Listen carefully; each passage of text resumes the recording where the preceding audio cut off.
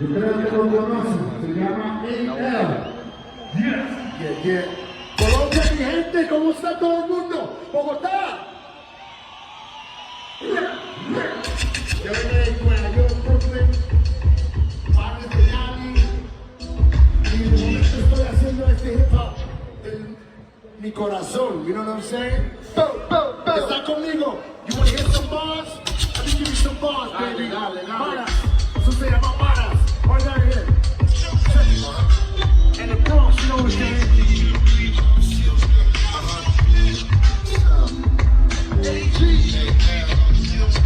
It's the fact that the car stay dressing the best. When I rap, put up your car, put your vest in the chest. Got bullets with the names, let it rest in your flesh. When I pull it with the aim, it's destined to bless. Time with my target, I'm designed for the market. At the nine that was walking, put your mind on the carpet, brain on the rug, or brain on drugs. No matter how you look, I turn your frame to a gun. You need an ice trailer for the bodies I got. I stay burning my head cause my shot is hot. There's a lot of ice cause I like partying a lot. And if they talk about it, I make strongly die. See, I never got a lie to get up in the dance. All I gotta do is glance, then I put him in the trance. Then it's dance. They think you want more chance. Then it's sex marathon since you waving up your hands. Surrender. She waving a white flag. Just remember, I'm saving the night bag. I'm gone to November and I'm never coming back. Got the palms sweating hard like they're running on a track. Going nowhere fast. Running in place. I'm dangerous like a thief with a gun to your face. It's a suicide. It's a suicide. Mess with me, I leave you on a suicide. Colombia! Boom! Boom! Manos arriba! Manos arriba! Bogotá, ¿qué pasó?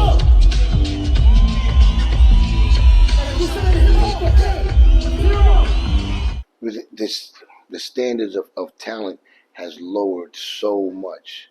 So it's like, it's all about content viralness, you know what I'm saying? Oh, he's lit because he jumped out of a fucking Bentley truck or coming out. It's just like it's too much of that. I doesn't I just continue to do what I want to do. This is why you're here. It's like we love and we support boom bap music and rap. So how come you name yourself All Lyrics? Because that's what I'm about. I'm just like the essence of what hip hop is to me is lyrics. And that's what I try to live up to. You know what I'm saying? Being that I love to hear lyrics. So that's what I came by. My real name is Alexander, so Al. So, I kind of like just meshed it up. And it's, I'm trying to remember exactly. I think I was talking to some girl in my beginning stages of rapping. And I kind of like just said, my name is A.L. Skills. And she was like, oh, well, that's a dope name. And it stuck with me after that, because she liked it. But yeah, I took it as A.L. and then I made an acronym because a lot of times, a lot of artists back in the days, they would do acronyms. Like, growing up, I was a B-boy. So now, I was part of a crew called TEP, the Electric Pop Breakers. Shit like that. That was like a cool thing back in the days if you really... Yeah, I was gonna ask you that. So let me jump right into that. So you still break dance?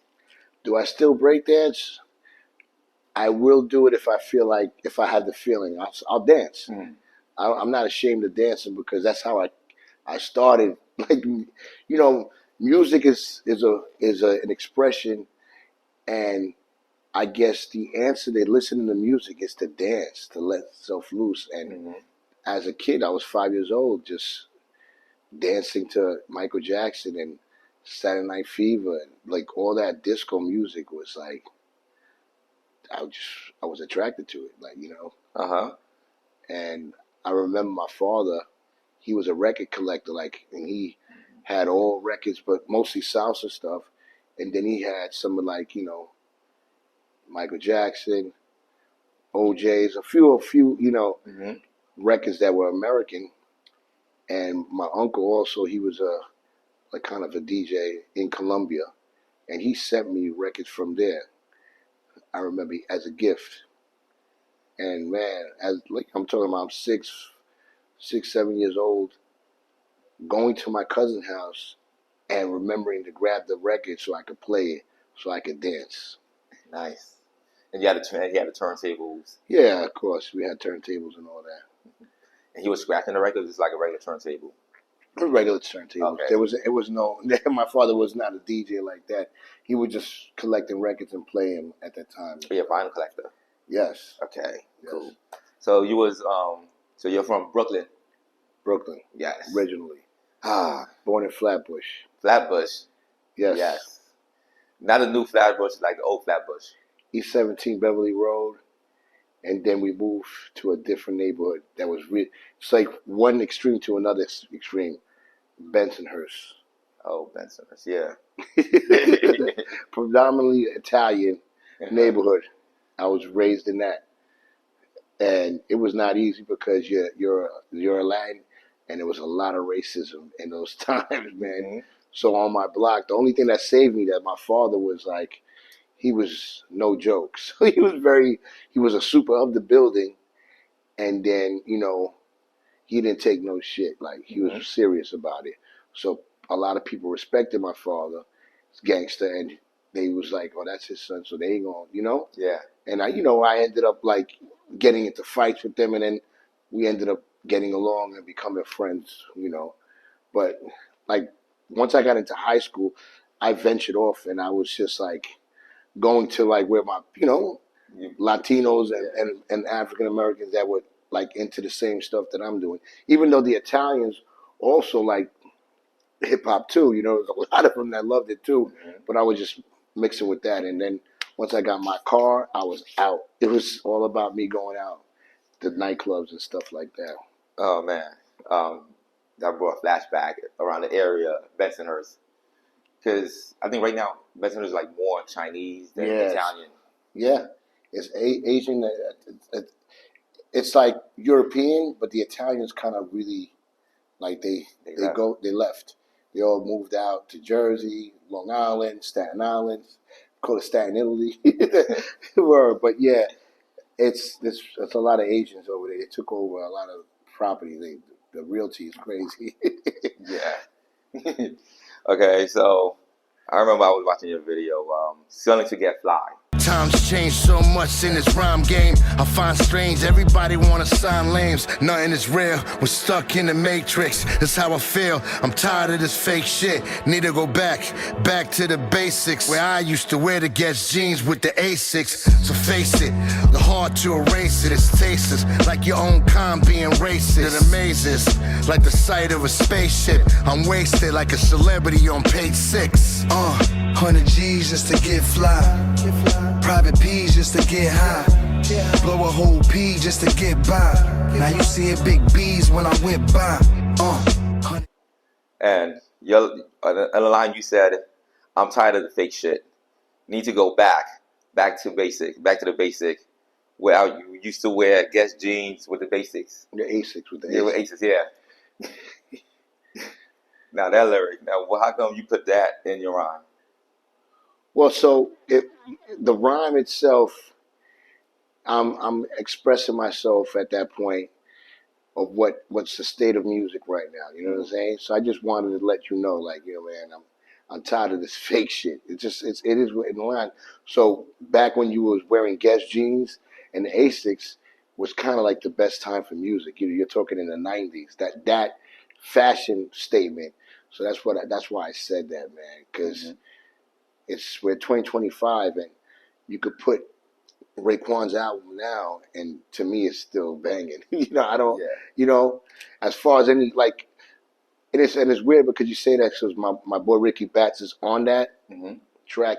He sent me a video of a young out of towner listening to Illmatic, and I watched the whole video. And it's like it's a long video, and he's going through every song and just losing his mind and just stopping in and saying, yo, did you hear what he said? And it just showed me like, wow, this is what the kids are lacking because they don't have that type of artists at this time, kind of. I mean, there are, but I don't know if there's any young, like 20-year-old, 17-year-old, because Nas was 17 when he did Illmatic, 18 in that realm, to write or express himself that way. So when I see that, it brings me joy because, music is supposed to connect with all types of ages, to me, in my opinion. You know what I'm saying? Me too. So, I'm a 10-year-old listening to, disco and the Bee Gees, and I'm 50 now, and I play a record for the Bee. I love that record. You know what I'm saying? Mm-hmm. I love a Michael Jackson record. I love a Prince record. You know what I'm saying? I don't think there should be like an age barrier difference with music. It should be, for everyone. Yeah, I feel the same way too, especially in hip hop. There's like an age gap. Oh, like hip hop is a young man game. Like Yeah, if yeah, you're over yeah. a certain age, you shouldn't be rapping at all. Oh, no, yeah, yeah.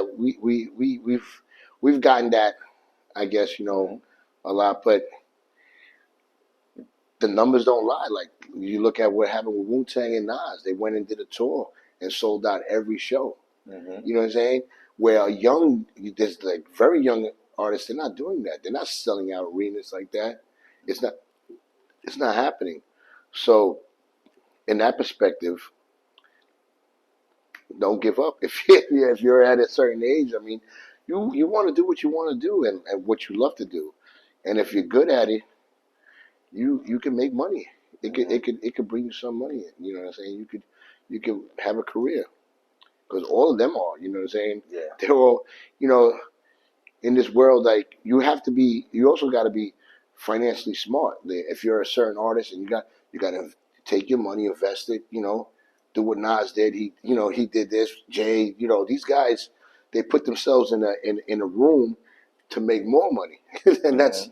that's like, it should be a goal in most of our lives. Like, Mm-hmm. I'm gonna get there. I'm gonna get there.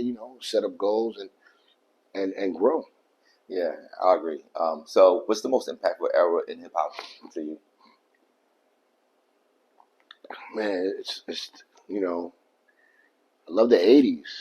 I love the '80s and '90s. So both of them have a a part of my heart. You know what I'm saying? In the '80s, when I was like 10 years old, I'm in a breakdance crew. Like, you know what I'm saying? So Mm-hmm. I'm developing that world, and I'm in love with everything: fashion, dancing, the music, the competition battle. I got a crew, and it was exciting.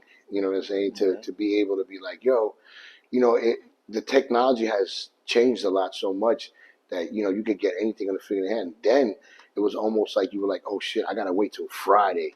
It's Monday right now. I gotta wait till Friday to hear Mr. Magic.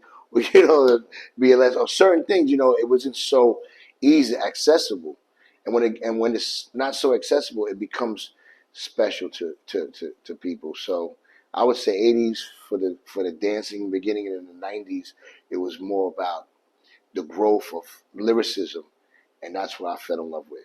Okay, the lyricism, like who, 90s, like 90s lyricism.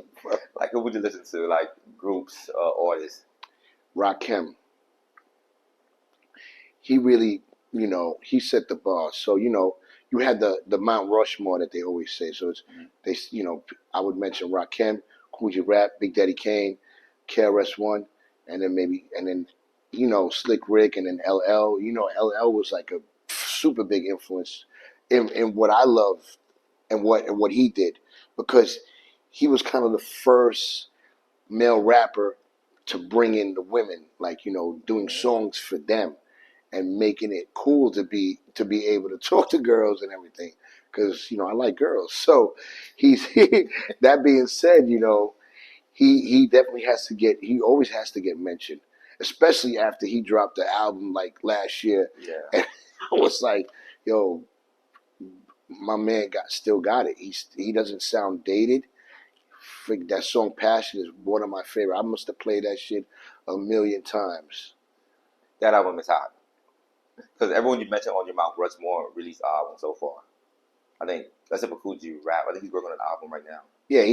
Yeah. So all those guys are still active, bro. Mm-hmm. They're all doing shows, and it's great to see that, because it's just the real will always shine. The truth is the truth. You know what I'm saying? These guys can write some fire shit. Always. Yeah, that reminded me when you said I remember going to shows at a young age too, like back in the '90s. Mhm. It's like you'll get so excited seeing somebody on stage for the first time. and you're like, oh, whoa. And I guess when you try to memorize words or lyrics, then you see them perform, it just comes to you automatically. Yeah. Yeah. Man, that's a great, those are great memories that you have that you experience, because life is about experiences and stuff. You remember the Latin Quarter or the Tunnel? I was there. In those clubs. Speed. 100% Speed, yeah. I did a birthday party at Speed. At the time, I had probably 98. I got a flyer. I had a flyer, and then I had invited guests. I had Big Pun, Fat Joe coming, Beatnuts, and this is like my beginning stage of my career. People that I met, and then I was becoming peers with, and I had them on the flyer and whatnot. But yeah, that was Club Speed. It was like 5 floors. You know what I'm saying? I had a basement, first floor, second floor. Yeah, everybody was rocking out the Speed. I was going to Speed earlier before it got really hood and shit. It got really like hood. How early? Like, what was it? 90, 96, 97, 98, 99. And then after that, it started getting really hood. And you have Big Cap and Flex going in. The tunnel closed. So I think a lot of the people were going there when the tunnel closed. Yeah, a lot of people went to Roxy too. Oh, right, yeah. Yeah, there was Roxy. 1018s, that was 1018s. But Roxy's, the original Roxy's, where you seen the movie Beat Street, where they have that big battle, that was there in that club. Oh, that was the original Roxy. Yeah, but it's the same thing. Roxy it was on 10th Avenue, 18th Street. But then they at one point, they changed the name. They call it 1018s. Okay. It's always good to change the name, I guess, to get people to get, oh shit, it's a new, but it's the same spot, Yeah. Some clubs do that. At Flatbush was like that. The Arc, they changed that name like 20 times. Yeah, the Arc. You know what I'm saying? Well, you mentioned the Arc. I haven't been in the Arc last time I was there, it was just, I think they shut down the party, that cops was everywhere, that to get out, you couldn't get out.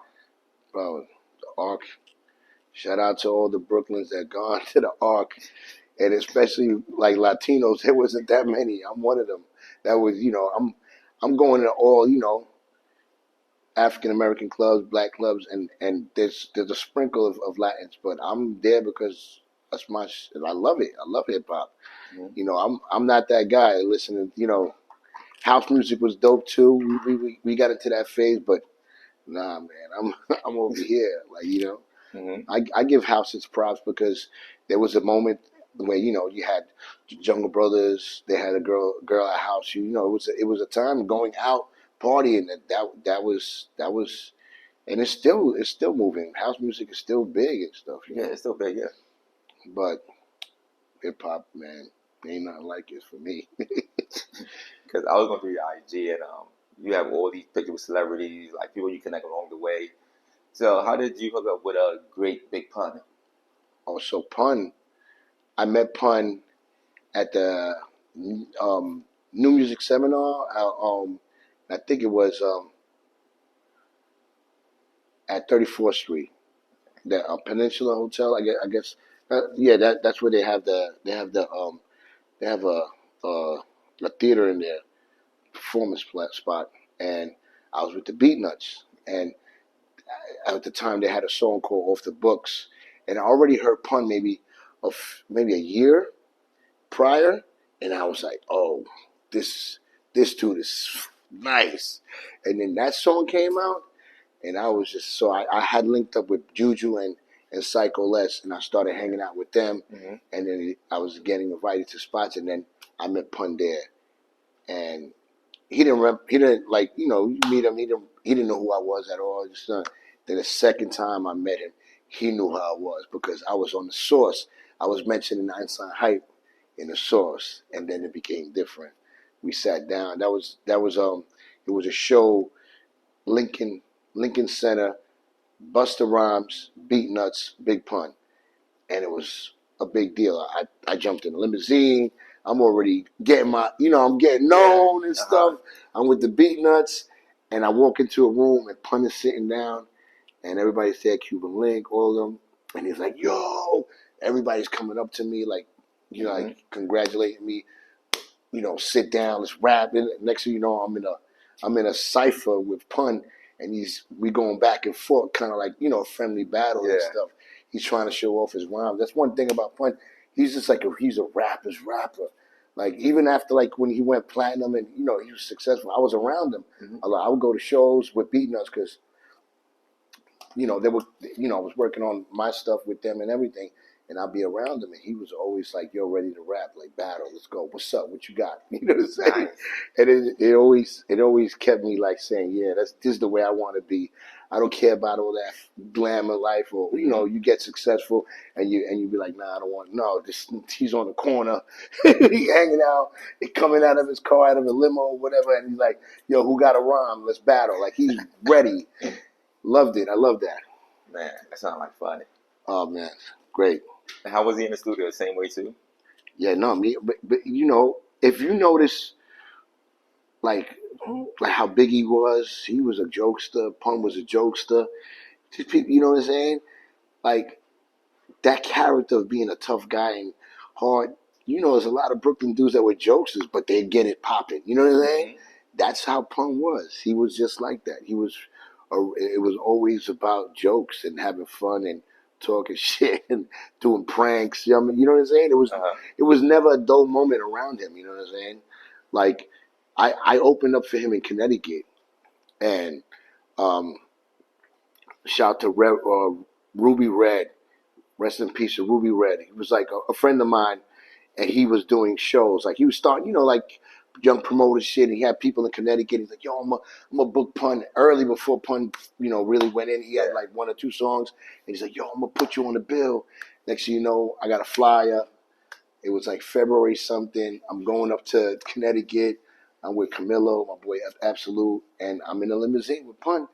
And he's playing me the whole Pun album before it comes out. The Pun album came out in April, so I heard the whole thing like in February, a few months before. And I played him some of my stuff, and yeah, you know, those are memorable moments. You know, I'm listening to the album, and I'm like, you did a song with Black Thought? I was like, what? And like I didn't get the connection. He's like, yo, that's my favorite lyricist. I'm like, what? You like Black Thought? Because you know, Black Thought was considered more of like at that time more of like a backpack rapper, kind of like in that realm. And when I saw Pun, of course, he loved G-Rap, so I didn't think he was like attracted to that, like, you know what I'm saying? And he was like, yeah, he's ill.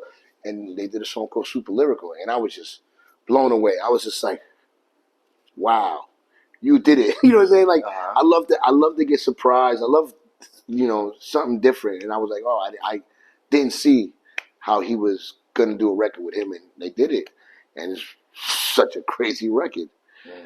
I see what you're in my opinion. And I heard John Blaze with another beat, and Nas had a different rhyme. Oh. So the way Fat Joe structured everything, he's smart because he was like, that was supposed to be on Pun's album, but Fat Joe was like, nah, let me keep that for my album. And you know what I'm saying? And that was genius thought because you know you're looking at marketing wise and album structure. So Pun had this, that, and the third. He had like I guess 22 records, and then Pun was like, all right, yeah, we do it for that. We'll put it for your album, make your album. So Pun's album do 2 million. Oh, Fat Joe's gonna do 2 million. So it's a team effort, a team work. Team like build. team. So, you know, you want to see like if I'm in a crew, like I want your album to go platinum. I want mine, him, everybody should go platinum. You know what I'm saying? So that's how they did that. But yeah, I heard that record. You could hear it on YouTube. Got a different beat, and Nas got a different verse. So when they went to Fat Joe's album, they grabbed it and were like, "Yo, we're gonna redo the beat and whatnot." And then they called in Nas to redo the verse, and he redid the verse. Okay, it's still hot though. Yeah, It's still hot. Oh no, I mean, yeah, that's you know one of my favorite cipher tracks that you could mention. I miss those group albums or those group songs. Yeah, like the Band Posse on TV or Reservoir Dog, stuff like that. Yeah, To me, those are like real gems. Like, oh wow, I like it. No, those always, they stand out, especially when the beat and everybody's rhyme is crazy. Yo, you'll hear those records. They always play them. The one closest to it was that Wu-Tang, like, Triumph. With no verse, just straight up rap. Yeah. 9 guys on the track just rapping. Well, that's how they started. Mm-hmm. Protect your neck. That's how they started. Oh yeah, Protect Your Neck was the first one, yeah. So if you think about it, they for the second album, like, yo, what are we gonna do for the single? And they said, no, let's do what we did 1st. Mm-hmm. And they kept it like that, and that went, it did what it did. It went, they sold records. They sold like 8 million or some shit, I think. Oh, so wow, did Pun ever offer you was gonna sign you at some point? Did the conversation ever came up? No, that conversation was Fat Joe. Oh, Fat Joe had the first day that he seen me.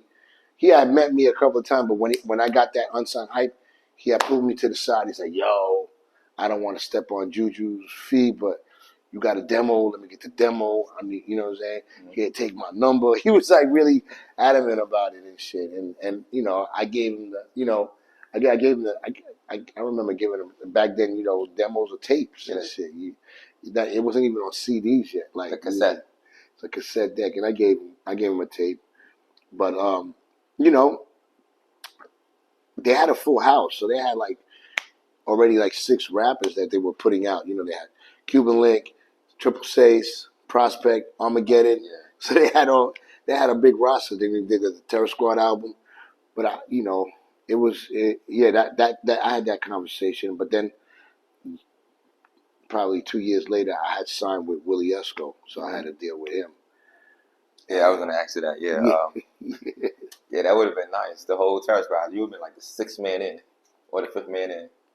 It was cool. Mm-hmm. Listen to me. I'm a lot of people would the thing about it back then, because of Pun coming out, and if you're a Latin rapper, they would just tag you to that. You know what I'm saying? Yeah. And I kind of was different, kind of in a way. You know what I'm saying? And the way I approached the music. Well, if you listen to what I was doing or saying. But see, I can see coming up, growing up, I seen Pun differently. I seen Pun as like lyricist. I'm like, oh, he could really rap because he was rapping. Oh, to me, and with my friends, he was different than Fat Joe. Fat Joe was like a rapper, but Pun was like, no, his vocabulary, his wordplay, his execution was on point, flawless, because he took the craft and he elevated it. So he's a student of G-Rap. So if you listen to It's a Shame, yeah. So the way that G-Rap is rhyming there, Pun is rhyming like that, but then he put an extra 2 more words in there. So he just stretched it out. Okay. I'm into vision, enterprise, and advising, analyzing, and robbing, and writing. The way he's, structure, the way that you structure your rhyme, he took it in that play where he had certain flows that he was doing that. So, his standout rhyme would always be that the Twins, when he did little in the middle, little that we riddle the middleman who didn't do diddly. So that's what elevated him and made him stand out. So just those little words. But then, of course, other than that, the shit he was saying, he was saying some outlandish, crazy shit. The Pun edition with your host Steez is unofficial. I come and get you, and let the DZ come kiss you with 1 pistol, 2 clips. I make the crew do flips like acrobatics. My God is magic. I make rappers disappear. Come here. Everything you fear is here. Let me kiss your tears. Like, who says that shit? Like, when you hear that line, you were like, I would heard that rhyme. I was like, holy shit! How could you battle this guy? I heard it. We had to stop, write it, pause and write. What happened? We had to write what he said because it was just too fast. Yeah. I'm lucky because I can catch everything. Mm-hmm. Catch everything as soon as I hear it. I'm like, oh, he said this, that, and the third. Of course, you'll replay it, but then you'll be like, damn, wow, shit he was saying. It pushed me. It's always great to hear shit like that because it inspires you to be like, yo, let me go the extra, let me say something like, that's what you want to do. You want to make people like, damn, you said that, wow, Yeah, and he do it with ease too, make it look easy. Yes, sir. Okay, so the 34th anniversary of Lyricist Lounge is coming up soon. Yeah. And for your song lyrics, and when you were just talking about pun, right? To me, lyrics kind of sound like you were trying to like a pun. Was that the correlation? Well, you gotta look at the time when I did lyrics. 96. It didn't come out till 98, but it was part of my demo in 96. Okay. So, I was recording. I recorded that with my boy Kenny Diaz, and that was my demo. And I had like 4 or 5 other songs, and basically that song was really liked a lot. I had to sit down with Lyricist Lounge. They were like, "Yo, we want to hear your demo, and maybe we create a song, whatever." But they loved the record. They were like, "Yo, can we license this record for album?" I'm like, yeah, we could do that. And then that particular record also got me unsigned hype kind of because Rick Morales, I gave him a tape and he came back and he's like, "Yo, man, that song's incredible." They loved that record, but at the time when I wrote that record, I was more in a G-rap mental state of what G-rap. So if you listen to It's a Shame, Shame came out in 95, and his flow on that, for the torches, the courts, the office.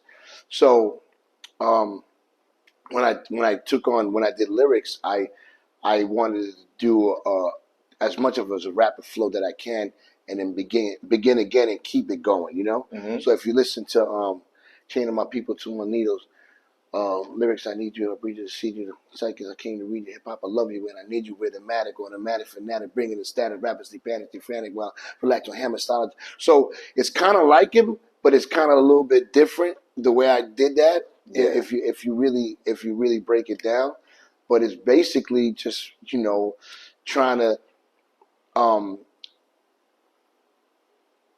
challenging myself in how many words I can say in one breath. You know what I'm saying? And and that's what came out. And people always bring that song up, and they love that song is hot.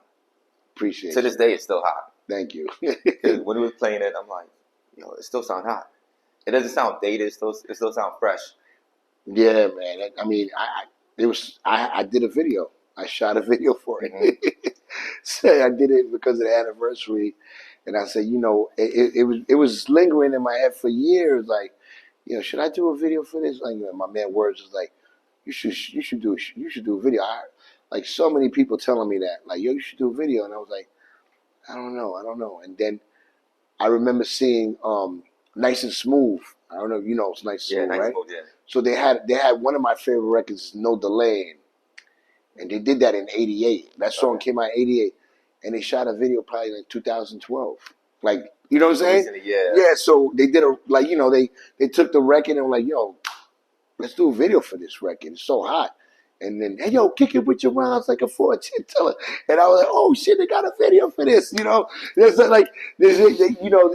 lot of artists that did songs that you like, I wish they did a video for, like, I Gave You Power by Nas. Like, oh my God, imagine a video for that.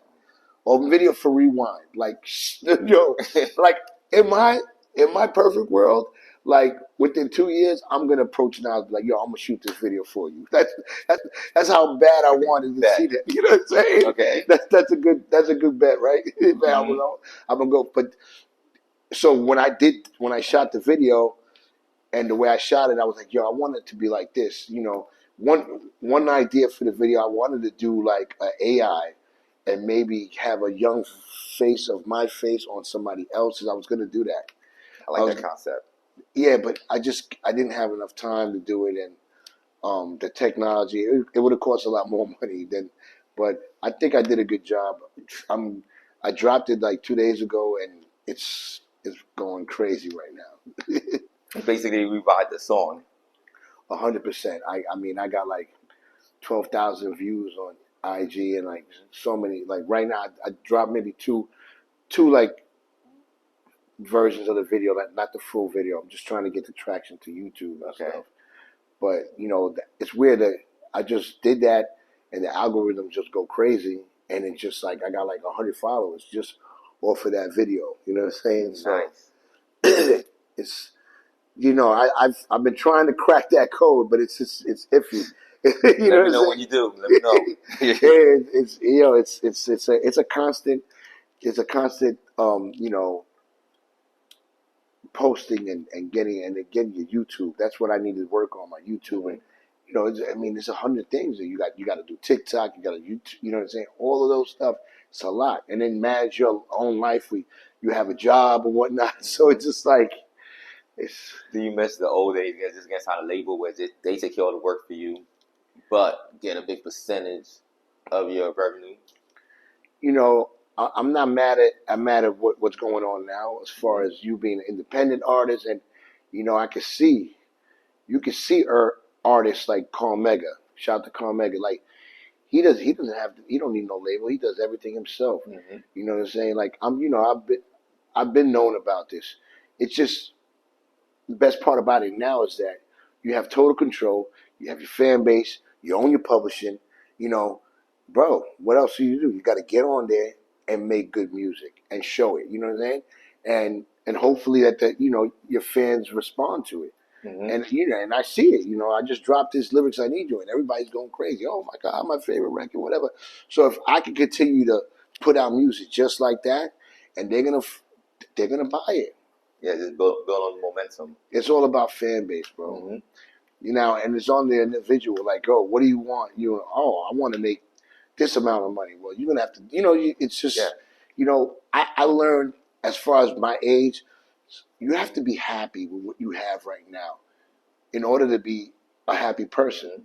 Now, if you're like still like angry and you feel miserable, I found happiness in what I write. So when I write a dope rhyme and I say it back, I say, yo, that's dope. You know what I'm saying? I say, yo, this is bringing me happiness. Because material, I got it. I got all types of shit. I drove every whip. I've done everything. Been on yachts, had all that stuff. And it's all good.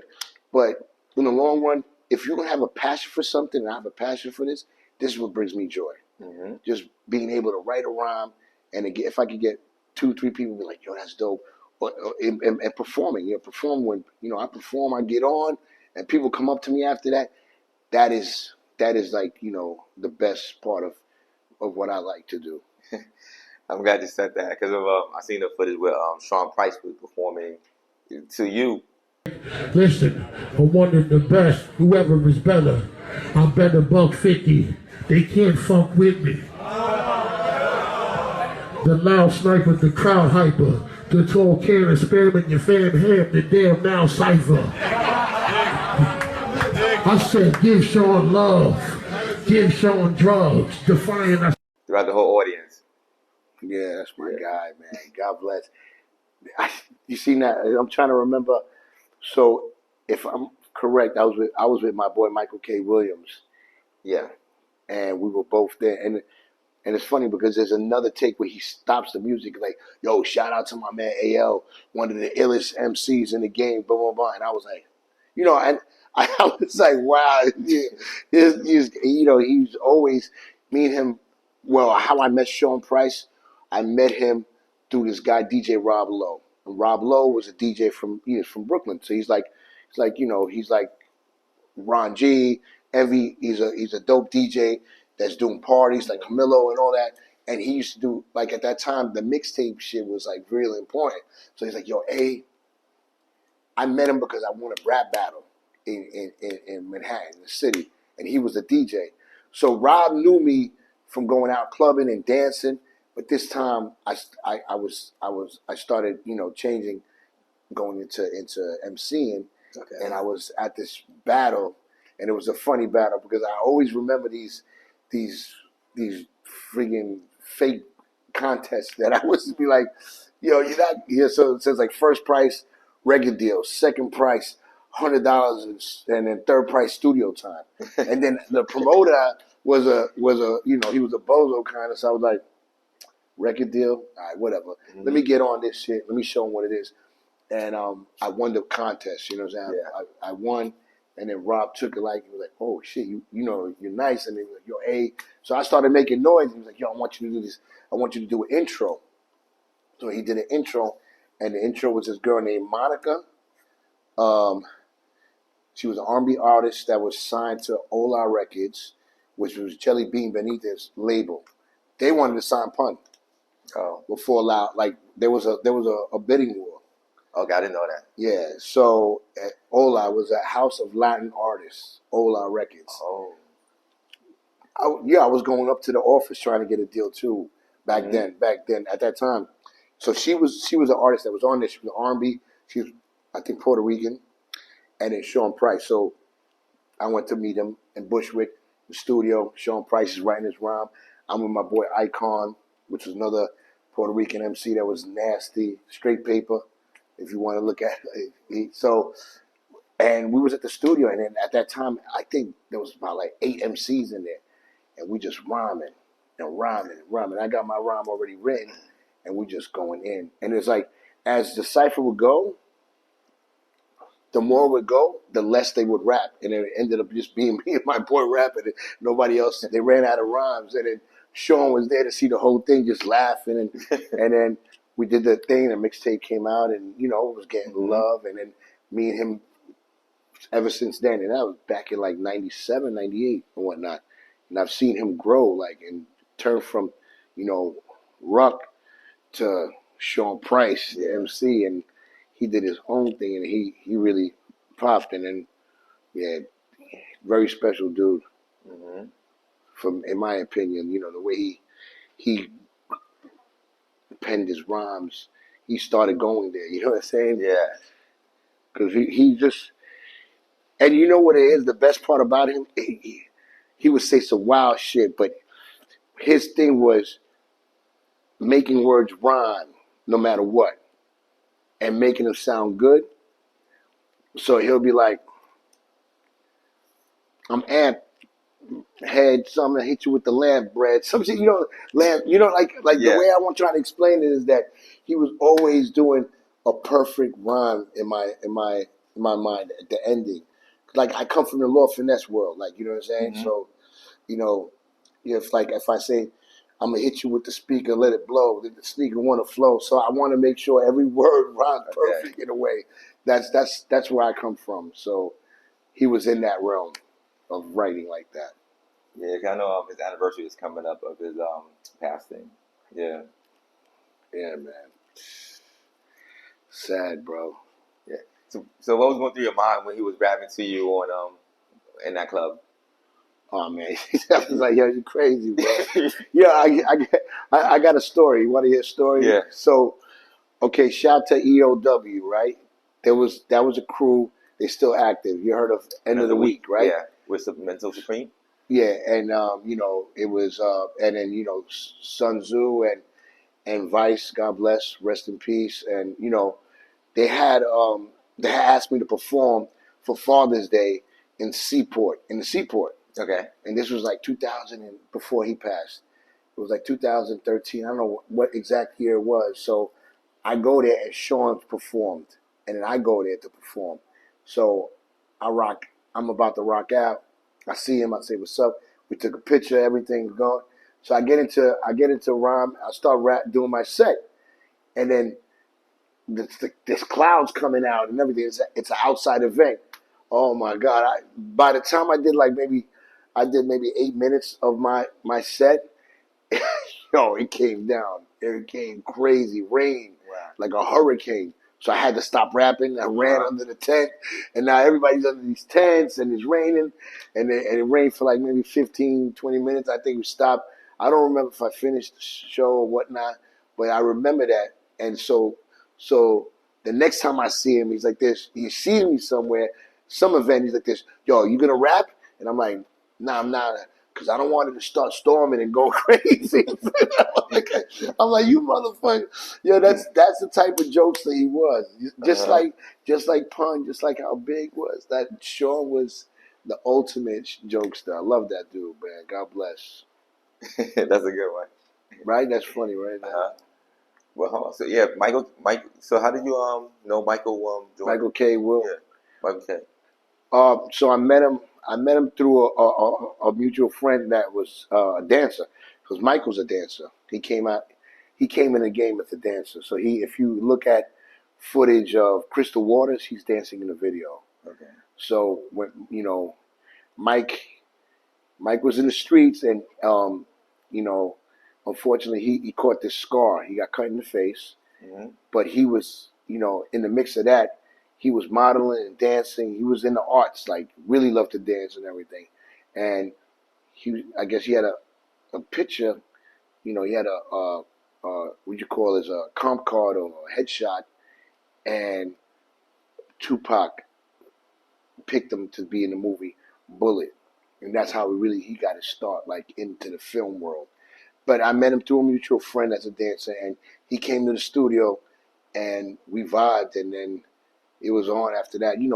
It's like we just was like, yo, come over, yo. We just started hanging, and we got really close when he shot Boardwalk Empire in Brooklyn. He was shooting the series Boardwalk Empire. Okay. And I was on set all the time. Yo, Alex, where you at? Let's go. I'm running around with him. And man, we got really close, bro.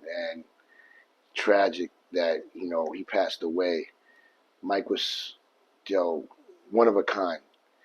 He always was looking out for the less, like who, you know what I'm saying? Like, yeah, he would be on the street and he'll see somebody that's homeless, and he'll talk to them and be like, yo, what's your name? Like, he was like, what is your name? And then, and he made me think about like where I stand in the way humanity is towards people that are dealing with what they're dealing with, Yeah. And I was like, he's nothing Hollywood, yo. He works, dude. He's in Brooklyn, and then he grew into this, give back. Like he grew into this monster of giving back. He had like a foundation for reform for the kids. Like he had a whole bunch of different things that he was doing, and it was for the community because he came from Vanderveer Projects. So, I never seen anybody do that type of work at a level of being, that celebrity being so like down to earth and just giving back, bro. Never. I didn't know that. That's good. What? I mean, like I have a good friend of mine who went to high school, and she was like, "Yo, I would love for Mike." I said, "Let me ask him." And then he had a documentary called "Raising the System," and he was running around with this other guy, Dominic, that was in the documentary. And what he was doing was he was, doing these showings, these premieres in prisons, in schools, wherever there was anybody that he could spread the word about what's going on right now in our communities, man. It's saying what raising the system means is like you get incarcerated at the age of 8. 90% of the kids that get incarcerated at the age of 8, they go to jail for the rest of their lives. You know what I'm saying? Yeah. What can we do? And that's the thing. What can we do? What can we do? We can show this. We can educate. We can do something about it. And that's what he was doing. So he went to the school, and my friend was like, ecstatic about it because, he's talking to the kids and he's telling them, no, I'm an addict. I go to AA meetings. You know what I'm saying? Yeah. I do this. I do that. But it's a everyday struggle for me to get better at doing what I'm doing. But I have this problem. They used to make fun of me. They said I was ugly. You know what I'm saying? He's talking to the kids, and then there was a girl in there that started crying because she was like, oh, wow. Couldn't believe it that this celebrity is like me too. Because we're all just the same people. Just some people find their talent, and, with the talent of being an artist, it becomes this thing. But you're a human being, bro. You know what I'm saying? You just got probably more money than me, but you're not better than me. You know what I'm saying? Like that's how I approach everything. Because what you got in the heart is the only thing that has value. The way you move, the way you treat people, the way you move with respect, that's the only thing that's honorable. Not because you got a yacht and $10 billion. That doesn't impress me. I already know. I've seen it. I've done it. You know what I'm saying? You impress me when you do stuff like what my brother was doing, helping. You know what I'm saying? Yeah. And that's That's the only way I feel like fulfilled when I do stuff like that. You feel good. Like I was going to I was going to her school and I was teaching the kids about hip hop and helping them out. And I ended up helping them out in this contest that the Jizza has with my boy Chris Edom in Columbia University. Mm-hmm. And they have this contest where these high schools all compete using music with science. And whoever, has the best, best performance wins. And, these are things that we need because there's so much in the community that's like, dealing with so much on top of poverty, drugs, the jail, fatherless, you know what I'm saying? Mm-hmm. So with all that being said, it is so hard for a youth to grow and then to become, something prosperous and stuff. People, it's mental health is the key thing. Yeah. You know what it is. Mm-hmm. Being able to be like, yo, I'm dealing with all this stuff. I don't get a break. You could go crazy. You know what I mean? And he was there to try to help people. That's good of him. Yeah, I like that. So before you were signed to Willie Esco label, did you have like any different offers by different labels? Yeah. Raucous Records. They were approaching me to sign at the time. This is like right after I did Lyrics I Need You, and then I did the DJ Honda record with Cuban Link and Juju. I had a video on Relativity. Yo, Lottie Dottie, we love to party. We always cause trouble when we go to Bacardi. That was like my first paycheck that I got money, like went straight to the Averett store type shit. Like, you know what I'm saying? You got $5,000. Like, you're like, oh shit, this is crazy. But yeah, we had a situation with Sony too, because Kenny Diaz had a good friend in Sony, and I had the group called House of Reps. So we were trying to do what Wu-Tang did, was to get a deal with the group and then be able to break off and do solo stuff. Okay. And at the time, my lawyer was Paul Rosenberg, which is Eminem's manager. Mm-hmm. And we had gotten, a contract and everything. And we sent it to Paul, and Paul did his revision. We got it back. And by the time we got it back, when we went back to send it, the people that were at Sony got fired. So, this is the music game, man. Yeah. Nothing is set in stone. You could one day you could be at a label and the label gets bankrupt and that's it. It's done. Another label buys you, or whatnot, and then now you're under supervision with another person that you don't even know, and you're just like, what the hell? You know what I'm saying? But yeah, I had a few offers before I did Will. So what made his label more attractive? How come you signed with his label? Well, basically, we had a friendship, number one, and then he was like, yo, I got it, and you think about it. When you're with like a marketing is a big tool that's needed for any type of sales. You know what I'm saying? Mm-hmm. And they had great infrastructure, and then I had my resources, and I was able to get MTV to do a Here First. Here First, I don't know if you remember that. That was like a big deal back then. It's almost like an unsigned hype, but in video. Yeah. So shout out to my man Ramad Dukes. I went to college with him, and Ramad Dukes is another hip hop journalist that, he's up there with the, Twan, these guys are in that level of hip hop journalism where they grew and they know and they lived it. You know what I'm saying? Because you talk him, Rob Bachman, they did Genius and stuff. So these guys came up with me, and he was in a position. He's like, "Yo, hey, give me your music. I'm a sit," because it was almost like you had to audition for a group of people, and they play like I don't know a few artists, and my music was they loved it, and then they did it. They gave me a Here First, and it was like basically a commercial of me signing to Willie Esco, and that shit was like, on MTV, you got millions of watches, so I was getting calls everywhere, like, yo, you signing Willie? Oh shit, it was dope. It was dope, and then 9/11 happened, and it stopped everything. The album never came out because of that. So I did a whole album and a compilation album. So it was me, and I had two other artists. This guy named Kasim and my boy Benny Blanco. That's part of my rap group.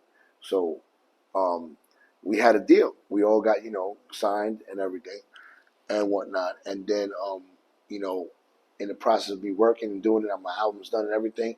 9/11 happened. That was September of 2001, and that stopped everything. So nobody was doing. Everybody was scared to spend money, and they just paused everything. You know what I'm saying? Mm-hmm. And whatnot. And then I was signed for like whatever time period, and I was released, of course, because I had a time span. But I remained real close with Will, my boy Richie Bravo. We're still friends to this day. I also worked on a brand called Low Life with them and stuff. Yeah. But now let's go back to Willie Esco, because a lot of people don't know who Willie Esco is. It's fashion designer. Yes, fashion designer from Jersey, Puerto Rican. So he was probably one of the ones that was Latino that was in the urban market and that became successful. He went in 96, 97. He partnered up with he actually signed Nas to a sponsorship. Okay. And, you know what I'm saying? So Nas was sponsoring, so it's Ill Will, you know what I'm saying? So he had Willie Esco. So it was almost like it almost like fell into play. Mm-hmm. So Ill Will and Willie Esco and Nas Escobar. So it all became that. It just like meshed up, and they had a good run with the beginning of that what you call is the urban fashion world or the era. You know what I'm saying? You're talking about 95, 96, 97, 98, 99. You had all these street brands emerging. You had Mecca, Nietzsche, Fubu, Walkerwear, Ronald Reynolds, Woo Wear. Carl Kanai was still around. But yeah, man, I was part of that. So to be really honest, the reason why I got signed was he had told me, yo, we're doing Vegas. We're doing the magic show. Mm-hmm. So the magic show is 2 times a year. It's to go to Vegas, and everybody will go to Vegas. All the buyers will go to one place to buy the inventory and everything. So that became a big deal. And what they were doing, they were creating these big booths that were like extravagant, $500,000 booths, So Willie took it upon himself to have every year or every time he had a booth, he had a theme. Mm-hmm. So one time it was like 116th train station, New York train station. You walked in there, they made a train car, the seats and everything. The entrance, you had the token booths there. They did a cabana, they did a bodega. So anything that was affiliated with anything in that world of Latin. But, we had a twist of urban. But yeah, we at that time, the world was on that. We was wearing that in Nietzsche, that Fubu, and it was successful because the kids were like, yo, I don't want to wear that, whatever else is there. This is ours, you know what I'm saying? This is what we made, and now we're wearing it. And then the whole world just took it upon themselves. You had Echo. I actually walked for Echo. I seen the video. Yeah, you seen the video, right? Mm-hmm. So that me and Mos Def, Rich Medina, my boy Mike from Frank Chop Shop, we all were young, and that was my first time walking on the wall. Got paid to do it, so I didn't have to spend no money in that era. Like with clothes, you're an MC. Everybody wants you to wear that shit because you're basically a walking billboard in the world. They say, oh shit, do you see what Mos Def was wearing? Oh yeah, well, I want to wear what he was wearing. I want to wear what AL was wearing. So artists at that time was getting boxes. I was getting boxes of clothes and shit. Boxes, bro. Clothes like every year until Yeah, every year. I mean, whenever I be popping around anywhere, you're talking at a time where you had to be outside to be events, going here, this show, whatever it was, and we from Brooklyn, so we're dressing. Our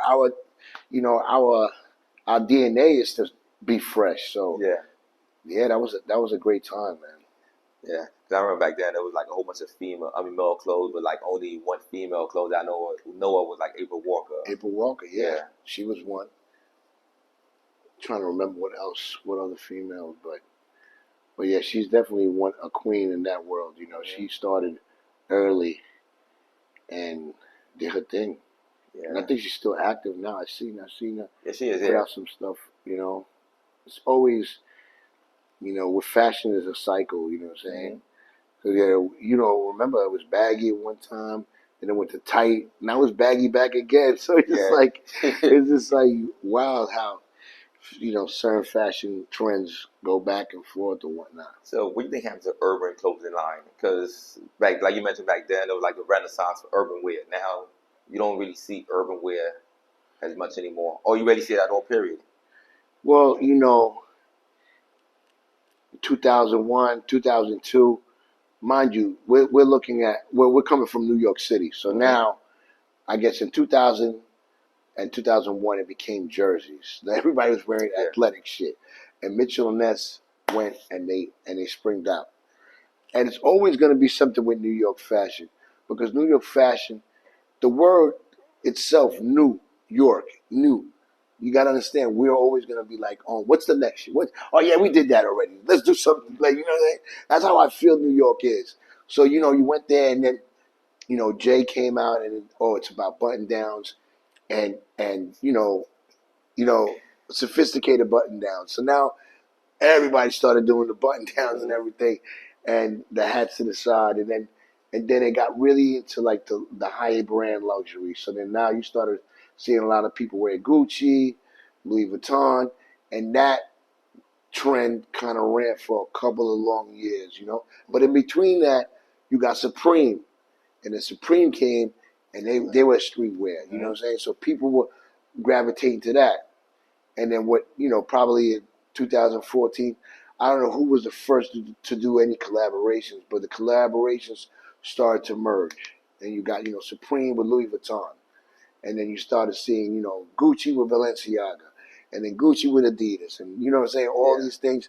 So it was a good thing because you got two powers saying, "Yo, let's combine and let's just do that." And it's good because I guess you're getting people that wear Balenciaga to go say, "Oh, you know what? I like that, but I like the Gucci, so let's go buy that." So you get two different markets to go in and buy the same thing. So, well, the urban thing died out because of I guess, it's always been trendy to be what's the next thing. And what's the next thing, you know what I'm saying? It all depends on where I guess a lot of what Europe does a lot with fashion, but New York does it and just twists it, makes it different, And even though like you could look at fashion now, but there'd be one designer that always stands the test of time, and I would say Ralph Lauren. Yeah, that was going next to Low Lives. Yeah. So yeah, the Low Live. That was high school. I'm going to high school trying to be fresh, and it was just a thing for me. Like yo, I gotta get this. I started out with Tommy Hilfiger first, and then in my high school, everybody's wearing polo, and I'm hanging out with cats at a boost, and I'm starting to boost, and all that shit is going on. Like one of my good friends, his uncle passed away, and he got an inheritance of like 370 G's, like some crazy shit. And he was like, I'm buying, we're going to the Polo Mansion. I'm like, what the hell is that? He's like, yo, it's a store that's a mansion, and it got all the illest polo there. Is it on Prince Street? What happened? The one on Prince Street? No. Oh, the one by 60th. It's 72nd in Madison. That's a mansion. And when I went there, I was like, the first time you went to Toys R Us, like, Mm-hmm. 'Wow, all of this. 'Cause, you know, you go in there, you see all these things, and you know what I'm saying? So it was a good thing. You know what I'm saying? So yeah, all of this this is Polo. This is, you know what I'm saying? Yeah. You're seeing Polo that you don't see it, and to this day, I always go up there to see what they got. I'm always shopping. I love dressing. So that's one of my vices. You know how some people are like, yo, I love cars, I love sneakers. Me, I love clothes. So Ralph Lauren definitely holds himself up. And in Brooklyn, a group of kids, Ralphie kids from Crown Heights, and the kids from Brownsville, they took it upon themselves to get fresh. But the problem was, you coming from poverty. So what they had to do, they had to steal. So they were boosted. Shout to Rudy Lowe and Dollar Bill and Thurston and Rack Lowe. Especially these are all the founders that started early, because you're talking about '88. That's the year that got founded, kind of like.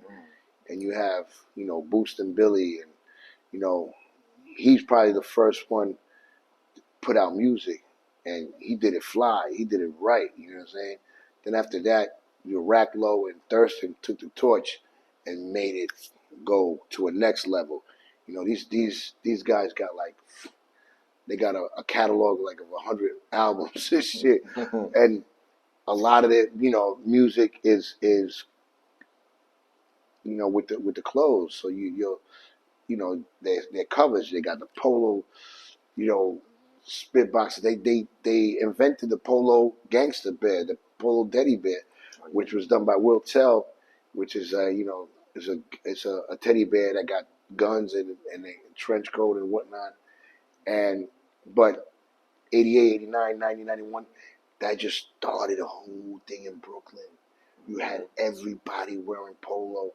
You went to a spot, and if you're not wearing that, you're not it. You know what I'm saying? Like, you're corny. Like, you don't got it. You ain't that. You know what I'm saying? Yeah. And that was a thing in BK. So, I became one of those guys that I had to be head to toe low. Everything Polo. Head to toe? Head to toe. Underwear, socks, sneakers, all that. And they got to a point where New York was a trend, and then we started moving to a different, I guess, phase. And that was like, I guess, Iceberg came out, $700 sweaters, and now you're looking at, high-end luxury stuff. So that's what people is like going to attract to. You know what I'm saying? Oh yeah, you can't get this shit. This shit is $2,000. You know what I'm saying? So because it's cost that much money, it's supposed to be put. And I get it. That's how they market it, and they can really fool you. But you got to look at quality. Willie Esco says it all the time, because he sees me wear like Gucci shit and he's like this, bro. It should cost $25 to do that. You know what I'm saying? And I'm like, I don't care what it costs. I'm paying whatever, you know what I'm saying? But, as you get older, you figure things out. And I shop so much that I'm not shopping regular, you know what I'm saying? You look through my phone, I got, names and people that work places. I get 50% here, 40 there. I'm at the outlets. I don't care. But I'm going to get fresh, you know what I'm saying? One way or another. But, yeah, that's the low lives are still strong right now, you know what I'm saying? Yeah. Still popping. And what puts me in awe is that, they got low lives in Mexico. They got low lives in France. They got low lives in Colombia. When I see that shit, it just bugs me out. I'm like, look, not only did we create a genre, but we also created like a whole, clothing gang that became a movement out of the world. And I'm like, what? How influential is that? Or what do we, we must be doing something right, because everybody wants, like if you have that, it's crazy. Say it louder for the ones in the back. I do this to the max, you can tell that I'm living my best life. Relax, imagine me getting stuck with a stressed wife. The game of life, I move like a chess knight, slaying the king and queen, then I'm on to the next flight. Hustle my muscle, I'll show you how to stretch right. Colombian, so I always get the fresh type. Talk that talk so I can catch all the ignorant. I wake them up fast like a shot made of insulin. You feel the rush and it's running through your vein. Got these rappers all scared like the guns to their brain, Kurt Cobain. You can feel the team spirit. I strictly only spit for those who really fiend lyrics.